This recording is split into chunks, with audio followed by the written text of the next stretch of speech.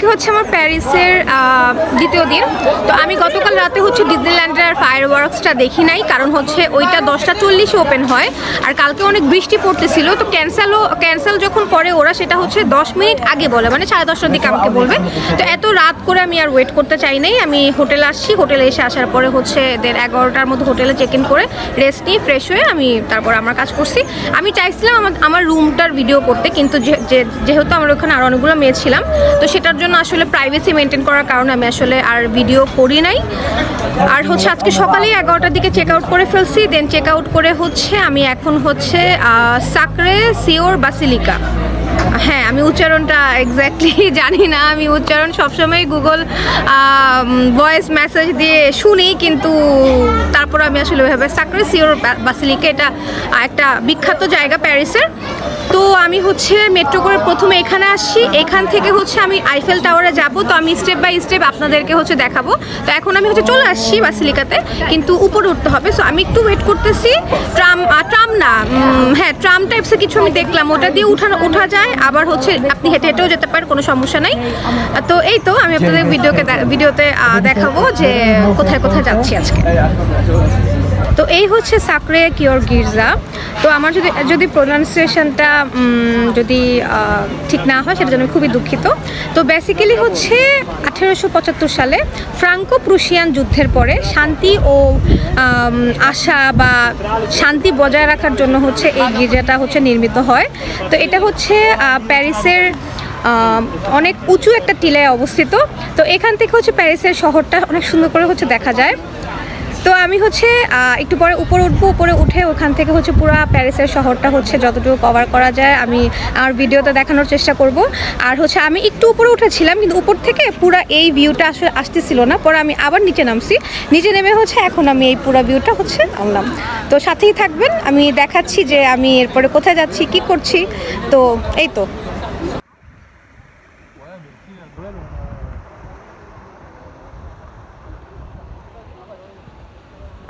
আমি হচ্ছে উপরে উঠে গিয়েছি। এই হচ্ছে উপর থেকে শহরের দৃশ্য।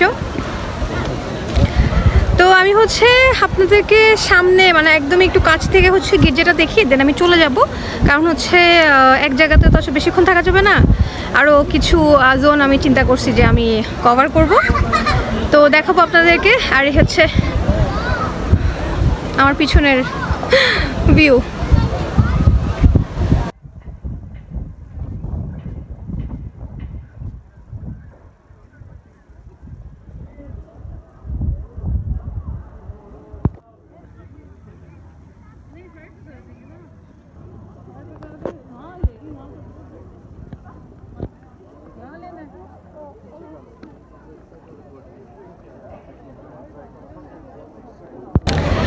কোনো এক সময় আমাদের বাংলা বই যে স্কুলে থাকাকালীন পড়েছিলাম যে মোনালিসা, যেটা প্যারিসের বিখ্যাত লুভর মিউজিয়ামে অবস্থিত।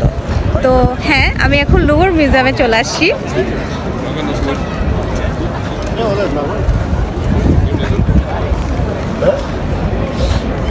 আসলে আমি খুবই এক্সাইটেড। আমি আসার পরে প্রায় 10 থেকে 15 মিনিট বসেই ছিলাম, কারণ এত এত এত সুন্দর লুভর মিউজিয়াম। তো এখানে হচ্ছে বিখ্যাত মোনালিসা যে ছবিটা, সেটা এখানেই হচ্ছে সংরক্ষণ করে রাখা হয়েছে। এছাড়াও হচ্ছে মিশরীয় অনেক নিদর্শন আছে, সেই সময়ের প্রাচীনকালে যারা অনেক বড় বড় আর্টিস্ট ছিল তাদের চিত্র এখানে আছে, সংরক্ষণ করে রাখা হয়েছে। এখানে আমি যতটুকু জানি হাজার হাজার নিদর্শন দেন ছবি এখানে রাখা হয়েছে। তো এটা আসলে যদি দেখার আমার সময় হইতো তাহলে আমি একদম সকালবেলা চলে আসতাম, কারণ আমার কাছে মনে হয় একদম সকালবেলা যদি আপনি না ঢুকেন তাহলে পুরাটা কভার করতে পারবেন না, কারণ এত বড় মিউজিয়াম আর এত এত ছবি ভিতরে আছে। এখনও অনেক লম্বা লাইন, এখন হচ্ছে বিকাল প্রায় 5টা বাজতেছে। আমি জানি না তারা কভার করতে পারবে কিনা। সো আমি ভিতরে যাচ্ছি না, আমি হচ্ছে এরপরে আরেকটা স্পটে যাব। সো এই হচ্ছে লুভর মিউজিয়াম।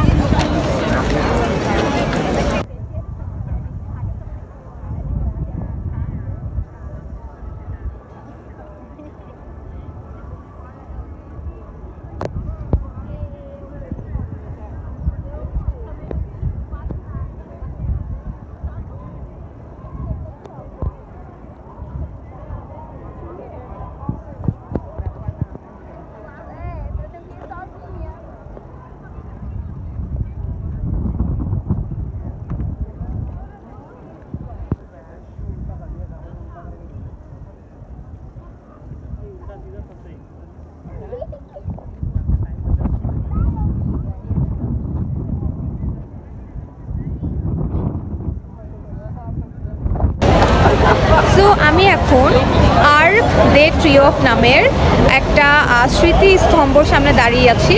এটা হচ্ছে প্যারিসের যে ঐতিহাসিক যে স্মৃতিস্তম্ভগুলো আছে সেটার মধ্যে অন্যতম হচ্ছে এটা, মানে সেটার মধ্যে একটা। তো বেসিক্যালি নেপোলিয়ন যখন 1806 সালে যুদ্ধে জয় করলো, তখন সেই যুদ্ধের যে জয় সে জয়ের জন্য হচ্ছে এই স্মৃতিস্তম্ভটা তৈরি করেছিলেন। এছাড়াও হচ্ছে এই স্মৃতিস্তম্ভর নিচে হচ্ছে তখনকার সময়ে যে ফরাসি সেনাবাহিনীরা যারা আসলে জীবন আত্মত্যাগ করে ওই যুদ্ধটা যে জয় করছে তাদের কবর আছে। আর তাদের জন্য হচ্ছে প্রতিদিনই সন্ধ্যার পরে হচ্ছে এখানে লাইটিং জ্বালানো হয়।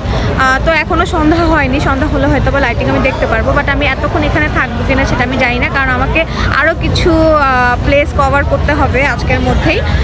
তো এটাও হচ্ছে অনেক ঐতিহাসিক বিখ্যাত একটা স্মৃতিস্তম্ভের মধ্যে, প্যারিসের সিম্বলের মধ্যে একটা। তো এখানে হচ্ছে উপরেও যেতে পারবেন, এছাড়াও হচ্ছে সিঁড়ি দিয়েও যাওয়া যায়, লিফট দিয়েও যাওয়া যায়। এখানে উপর থেকেও হচ্ছে প্যারিসের শহর, মানে শহরটা দেখা যায়। কিন্তু আমি উপর আর উঠবো না, যেহেতু আমার কাছে হাতে সময় খুবই কম। আমি আসলে অনেকগুলো প্লেস চিন্তা করছিলাম যে প্রতিটা জায়গায় আমি একটু একটু করে থাকবো, কিন্তু না, মেট্রো দিয়ে আসতে তেমন একটা সময় লাগে না। মেট্রো রুট 1-2টা রুট চেঞ্জ করে আসতে 15-20 মিনিটই লাগে, কারণ সব কিছু আশেপাশে। কিন্তু আসার পরে না তখন আর মন চায় না যে আমি একটু দেখেই চলে যাই। আমি দেখা গিয়েছে আমি যখন গির্জাতে গিয়েছি, সার্কে যে গির্জাটা, সেখানেও আমি উপরে গিয়েছি অনেকক্ষণ। ওখানে আমি বসেছিলাম, আশেপাশের পার্ক টাইপসের ফুল ফুটছে, সব কিছু খুব ভালো লাগছে আমার কাছে। এরপর লুভর মিউজিয়াম অনেকক্ষণ বসেছিলাম। এখন এখান থেকেও আসলে যেতে মন চাচ্ছে না, অলমোস্ট এসব করতে করতেই 5টা বেজে গিয়েছে। তো 5টা না, এখন আরও বেশি। তো এই হচ্ছে আরেকটা প্লেস, এটাও কভার করলাম। এখন দেখি এরপরে কোথায় যাব। সো আমি হচ্ছে এখন আইফেল টাওয়ারের সামনে চলে আসছি, দেখাচ্ছি আপনাদেরকে।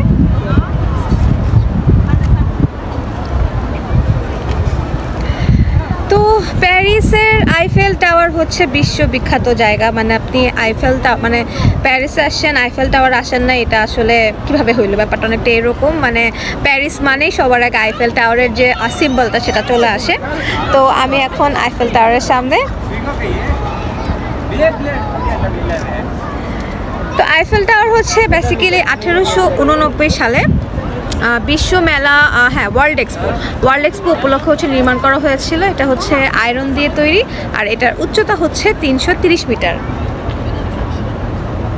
সো আপনারা চাইলে লিফট ইউজ করে হচ্ছে একদম উপরে যে একদম যে উপর পর্যন্ত যাওয়া যায়। আর হচ্ছে এছাড়াও ফার্স্ট ফ্লোর, সেকেন্ড ফ্লোর পর্যন্ত হচ্ছে যাওয়া যায়। উপরেও হচ্ছে ক্যাফে আছে। এছাড়াও আপনি যতটুকু জানি ফার্স্ট ফ্লোরে হচ্ছে হেঁটেও যাওয়া যায়। আমি অনেককেই দেখতেছিলাম হেঁটে নিচে নামতেছে। সব ডিটেলস হচ্ছে আপনি যখন এখানে আসবেন, এখানকার রিসেপশন আছে, এখান থেকেও টিকিট কিনে আপনি যেতে পারবেন। আবার অনলাইনেও টিকিট করে হচ্ছে আপনি আসতে পারবেন। সো এটা কোনো সমস্যা নেই। তো টিকিট কেটে আপনারা এই অ্যাক্টিভিটিসটা হচ্ছে আইফেল টাওয়ারে করা পসিবল। এছাড়াও হচ্ছে রাত 10টার পরে আইফেল টাওয়ার অনেক সুন্দর করে জ্বলে ওঠে। তারপর হচ্ছে 5 মিনিট করে হচ্ছে ব্লিঙ্ক করে, তো সেটাও খুব সুন্দর। তো আমি এখন হচ্ছে 8টা বাজে, তো আমি 10টার দিকে এই লাইটিংটা আজকে অবশ্যই দেখে যাবো, আমার এটাই ইচ্ছা। কারণ গতকালকে হচ্ছে ডিজনিল্যান্ডের লাইটিংটা আমি আর দেখতে পারি নাই, কারণ অনেক বৃষ্টি হচ্ছিল। আর ওদের শোটা হচ্ছে ক্যান্সেল হওয়ার সম্ভাবনা খুবই বেশি ছিল, কারণ হচ্ছে আমি যখন ওদেরকে জিজ্ঞেস করতেছিলাম যে আজকের শোটা কি হবে না, তো ওরা বলতেছিল আবহাওয়ার উপর ডিপেন্ড করে। তো যেহেতু অনেক বৃষ্টি পড়তেছিল, তো আমি আর রিস্ক নিই নাই, কারণ যদি আমি 10:30, আর ওদের একটা যে প্রবলেম, মানে যেটা আমার ভালো লাগে না, সেটা হচ্ছে ওরা জানাবে 10 মিনিট আগে, মানে 10:40 থেকে যখন ফায়ার ওয়ার্কিং শোটা শুরু হবে, তখন হচ্ছে 10:40 থেকে শুরু হলো, 10:30 জানাবে আজকে হবে না। তাহলে আমি 10:30 পর্যন্ত কেন ওয়েট করবো? সো কালকেরটা আমি মিস করছি। কালকেরটা ঠিক আছে, আমি ডিজনিল্যান্ডের লাইটিং শোটা দেখতে পারি নাই, বাট আজকেরটা আমি মিস করবো না। আজকে 10টার দিকে হচ্ছে লাইটিং হবে, তো এটাই হচ্ছে আমি কি বলে দেখে যাব ইনশাল্লাহ। আর হচ্ছে আমি কিছু প্লেস আরও আশেপাশে এক্সপ্লোর করব। আর মানে কোন জায়গা থেকে আসলে আইফেল টাওয়ারটা অনেক সুন্দর, মানে পুরো প্রপারলিভাবে দেখা যায়, সেটাই আমি একটু আশেপাশে ঘুরে দেখবো যে হ্যাঁ এই জায়গা থেকে হচ্ছে আইফেল টাওয়ারের ভিউটা বেশি সুন্দর।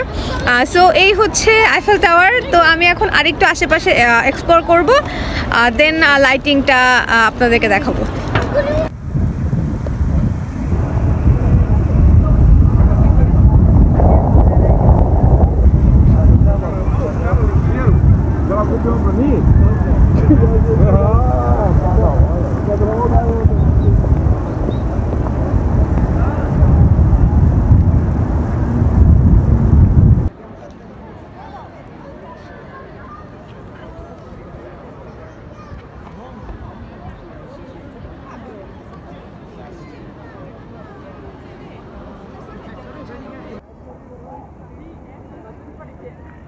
Would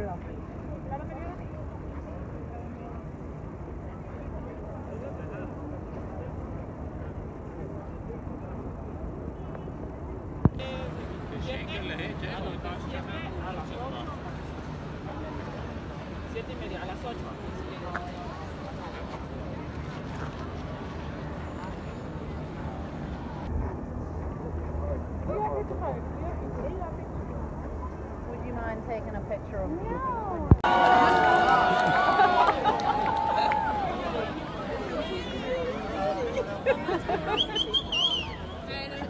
No.